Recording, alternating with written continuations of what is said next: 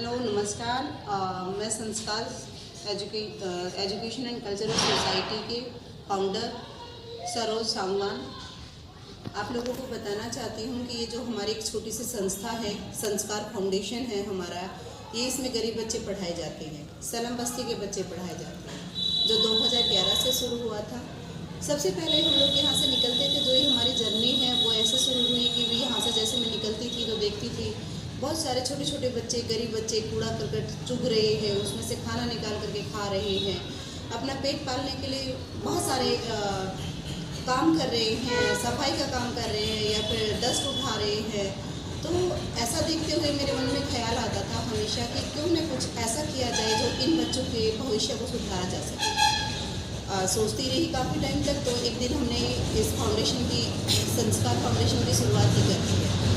तो जिसमें हमारे 2011 से बच्चे जो शुरुआत हुई थी वो हमारे सिर्फ 5 बच्चों से शुरू हुए थे। हम लोग पढ़ाने के लिए उनको सोचा कि एजुकेशन अगर अच्छी देंगे तो उनका भविष्य अच्छा बन जाएगा।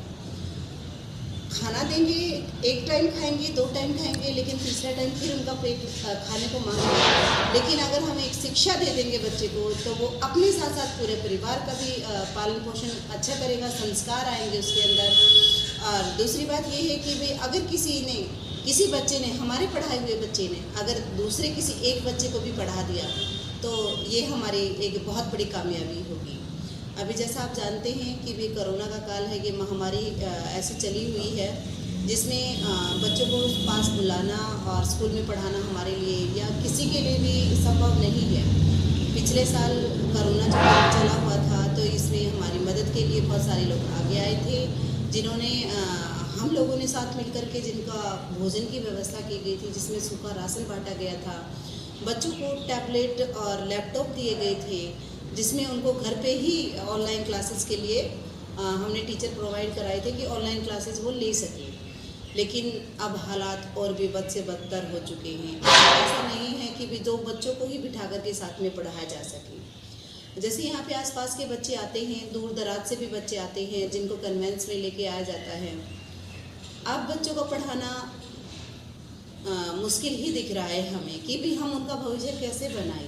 हमारे पास वो संसाधन नहीं है जिनके होते हुए हम बच्चों को पढ़ा सकें, जिनको चलते हुए हम बच्चों की शिक्षा दे पाएँ, क्योंकि संसाधन है ही नहीं। सलम बच्चे हैं, एक झुग्गी झोपड़ियों से बच्चे आते हैं, या फिर वैसे बच्चे आते हैं जो पढ़ना तो चाहते हैं लेकिन संसाधन नहीं है उनके पास। उनके माँ बाप बेचारे काम से छूटे हुए हैं, उनके घर बैठे हुए हैं, तो वो लोग कैसे अपने बच्चों को पढ़ाएं।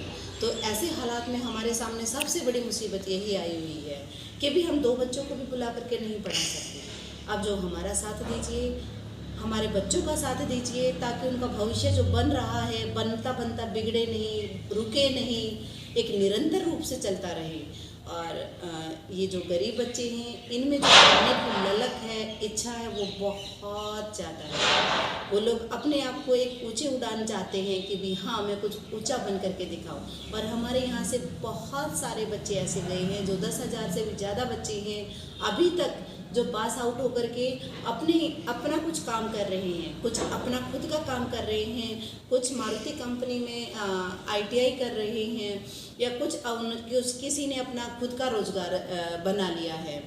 जो लोग यहाँ पे, जो बच्चे यहाँ पे सिगरेट दारू पी करके घूमते रहते थे, आज वो बच्चे वहाँ पे हमारे अपना कुछ न कुछ कार्य कर रहे हैं, बेरोजगार नहीं हैं। हमारे लिए सबसे बड़ी खुशी की बात है कि हमारे पढ़ाए हुए बच्चे आज अपने माँ बाप का पेट भरने के लिए सक्षम हैं। लेकिन अब जो बच्चे हमारे पास हैं, 1000 से ज़्यादा हमारे पास बच्चे हैं जिनको हम पढ़ाते हैं, तो उन बच्चों का भविष्य कैसे जाएगा, कहाँ जाएगा, कैसा होगा, क्यों होगा, ये चिंता हमारे लिए बनी हुई है।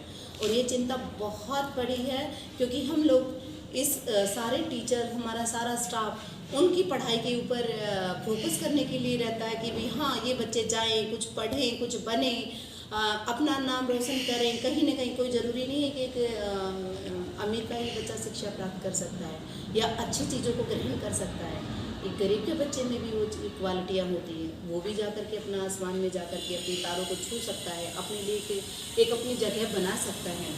तो प्लीज़ आप लोग आगे आइए और हमारे बच्चों का साथ दीजिए ताकि हम उन बच्चों की पढ़ाई रेगुलर तरीके से ऑनलाइन तरीके से या फिर किसी भी अदर तरीके से अपने बच्चों की पढ़ाई करा सके और इनका भविष्य बना सके, इनकी पढ़ाई में कोई बाधा ना आए, इनके खाने पीने में जो कमियां हैं उन कमियों को हम दूर करें।